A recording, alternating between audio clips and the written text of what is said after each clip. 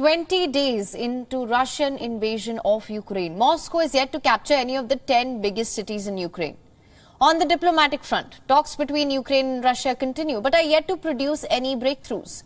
Ukraine said that it held hard talks on a ceasefire and immediate withdrawal of troops on Monday, even as Russia shelled the capital.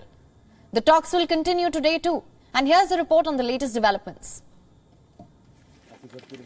Ukraine said it held hard talks on a ceasefire, immediate withdrawal of troops and security guarantees with Russia on Monday. That was despite the fatal shelling of a residential building in Kyiv. Both Russia and Ukraine had suggested over the weekend that results from the talks were in sight. But Ukrainian negotiator Mikhailo Podolyak said he still believed Russia had, quote, a delusion that 19 days of violence against peaceful cities is the right strategy. Talks would continue on Tuesday. A residential building was severely damaged in this blast that rocked Kyiv. A local resident said at least 2 people were killed. That was after officials said at least 1 person died in a missile strike on another part of the Ukrainian capital, with a second killed by falling debris. Russia denies targeting civilians in what it calls a special operation to demilitarize and denazify Ukraine. Ukraine and its Western allies call that a baseless pretext for a war of choice. Russia's defense ministry said at least 20 people were killed in the eastern Donetsk region by what it said was a Ukrainian missile with a cluster charge, though it has not provided evidence. Pro-Russian separatists who control the region said earlier a child was among those hit, calling it a war crime.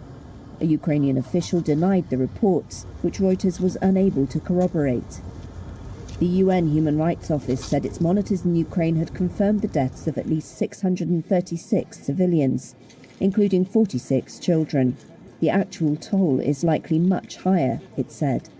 In the besieged southern port city of Mariupol alone, more than 2,500 residents have been killed so far, according to a Ukrainian presidential advisor. Reuters couldn't verify that figure. This drone footage of Mariupol was filmed by Azov, a former right-wing paramilitary which is now part of Ukraine's National Guard. The configuration of the buildings matches satellite photography. The Kremlin said everything was going to plan after one of Putin's closest allies, National Guard Chief Viktor Zolotov, said the operation was going more slowly than hoped.